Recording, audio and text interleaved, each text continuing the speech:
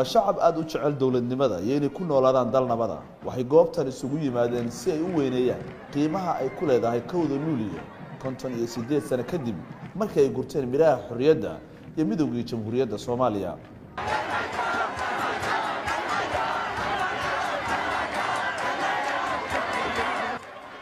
waxa ay ku qeylinayaan magaca madaxweynaha Soomaaliya oo markii uu yimid garoonka kadib u soo dhaqaaqay dhanka dadweynaha si uu u salaamo waxa kamid ah dadka halkan maanta isugu soo baxay caruur aad u yaryar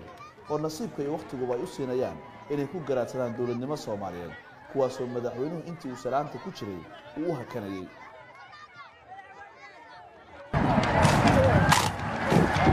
cutubyo ka tirsan ciidanka qalabka sida ayuu madaxweynuhu halkan uga gudoomiyay sanad sharaf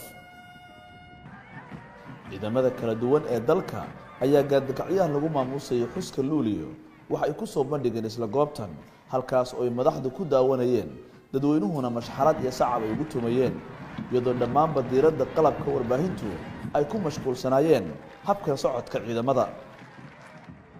ururada bulshada rayidka ayaa iyana socod dheer ku hormaray goobtan oo ah garoonka kubadda cagta ee Konis kuwaas oo wata calanka jamhuuriyadda Soomaaliya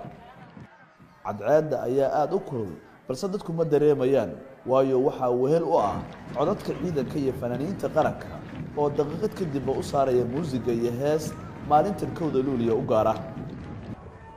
kahor inta uusan madaxweyne Farmaajo halkan khudbad ka jeedin waxa uu wax dhigay mid kamid ah goobaha loo asteeyay in maanta oo kale lagu xasuusto muwaadiniintii u soo halgamay xorriyaddan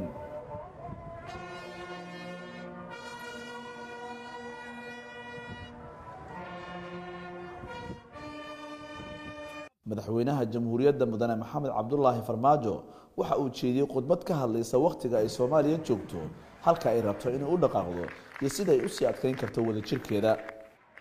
walaalayaal xornimadan aan arkayno gobonnimadan aan haysanno dad baa u soo dhintay oo naftooda u soo huray oo dhiigoodii u soo daadiyey oo xabsiyo u galay oo habeenno badan iyo maalmo badan gaajo ku noolaa iyo silic maanta aan joogno waxaan taagannahay meeshii ay taagnaayeen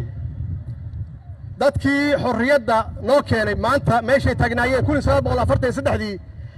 ayaan taagannahay oo loo baahan yahay xaaladda aan ku jirno oo aad iyo aad xaaladda aan ku jirno oo marxaladda adaga sidaan uga bixi lahayn oo aan ku raadin lahayn xornimadeennii shabaab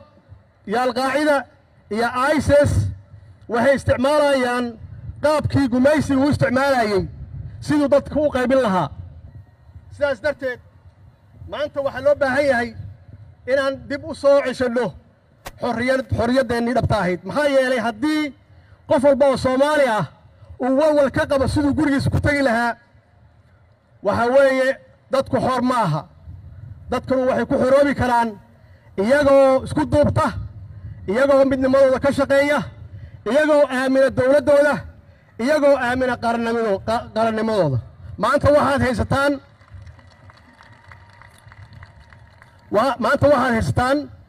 dawlad ay adduunka u aragto inay tahay dawlad wanaagsan maanta waxaad haysataan dawlad idin keenaysa sharafkiina iyo sumcadiina ilaalinaysa idin keenaysa magac wanaagsan ayaad haysataan la shaqaynta shacabka ee ciidamada qalabka sida ayuu madaxweyne Farmaajo ku tilmaamay fursad lagu soo afjari karo dhibaatada badan ee kooxaha nabadiidka ay ka wadaan dalka isagoo xusay in gobolada waqooyi ay si dhab ula fadhiisan doonaan si midnimada dalka loo xoojiyo ciidanka si kasta ha ahaado waxaad ogtihiin inay habeen iyo maalin u taagan yihiin bannaanka inay dhaxan u taagan yihiin inay kaneeco u cunayso difaaca ummadeed difaaca dalkan difaaca qaranka Soomaaliyeed iyo difaaciina maalin walba u dhaawacmaan xabad baa ku disha waxaan rabaa inaan ognahay duruufaha ay ku jiraan shacabka Soomaaliyeed waxaan taagannahay maanta meel wanaagsan oo dalkan uu ku yimid dimuqraadiyad oo aan doonayna awoodii inaan gacantiina ku soo celinno oo aan doonayna inaad codaysaan idinku oo qofka rabta doorataan mustaqbalka aan doonayno oo wanaagsan waa kaas weeye soomaaliya waxay u baahan tahay nabad soomaaliya dagaal dambe iyo colaad dambe uma baahna waxaan leeyahay arrimaha tukara ka socda ee dadka Soomaaliyeed ee dhiigooda bilaa macnaha ku daadanayo hala joojiyo waxaa ku dhimanaya wiil Soomaaliyeed waxaa ku dhaawacmaya wiil Soomaaliyeed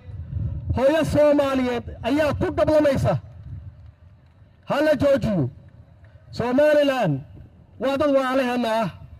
duruufo badan iyo dhib badan yaa soo maray oo laga yaabo inuu kala qaybiyay dawladdan diyaar waxay u tahay inay wada hadal soo celiso oo si wanaagsan oo runa oo xaqiiqa loo wada fariisto Soomaali kala maaranto waa dad waa dad isku dad ah waa dad wax walba wanaaga inaan ummadda Soomaali isku soo celino oo isku soo dunno oo walaalino yaa qof walba oo Soomaali ah iyo mas'uuliyiintu ay waajib ka saaran tahay waa marag madoonto in jamhuuriyadda Soomaaliya ay dib u kabatay sanado badan oo ay soo jiitamaysay waxaana hubaala in jiilka maanta jooga uu hayo mirihii xorriyadda ay u geeriyoodeen dad badan oo Soomaaliyeed Ali Baasha Cabdullaahi garoonka Stadium Konis magaalada Muqdisho